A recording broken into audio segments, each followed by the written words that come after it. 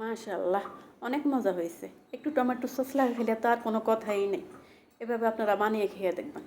আসসালামু আলাইকুম গাইস, আপনারা সবাই কেমন আছেন? আলহামদুলিল্লাহ, আমি আপনাদের দোয়া ভালো আছি।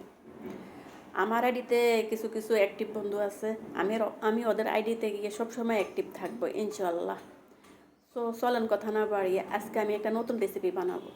এখানে আমি একটা পাকা কাঁঠাল নিয়েছি।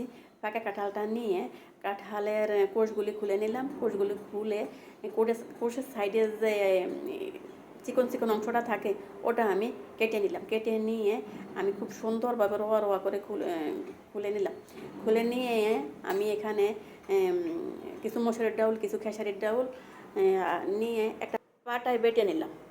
এখন ডাউলের সাথে দিয়ে দিলাম আমি পেঁয়াজ কুচি, কাঁচামরিচ কুচি, রসুন বাটা, হলুদের গুঁড়া, লবণ দিয়ে আমি আর ওই কাঁঠালের যে রোয়াগুলো আছে ওগুলা দিয়ে খুব সুন্দর করে মেখে নিলাম। মেখে আমি এর সাথে দিয়ে দিলাম চাউলের গুঁড়ো দিয়ে খুব সুন্দরভাবে আলতু হাতে মেখে নিলাম। আবার মেখে নিয়ে আমি দিয়ে দিলাম এখানে একটা ডিমটা দেওয়ার পরে দিয়ে দিলাম স্বাদ বাড়ানোর জন্য দুটো ম্যাগি মশলাটা দিয়ে খুব সুন্দরভাবে আবারও আমি মেখে নিলাম। মেখে নিয়ে এখন আমি বড়ার শেপে আমি বড়াগুলি বানিয়ে নিব।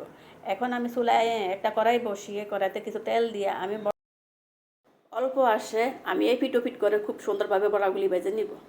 আমার ভিডিওটা যদি ভালো লাগে একটা লাইক একটা কমেন্ট করে আমার পাশে থাকবেন। দেখা হবে আগামী দিন। আল্লাহ হাফেজ।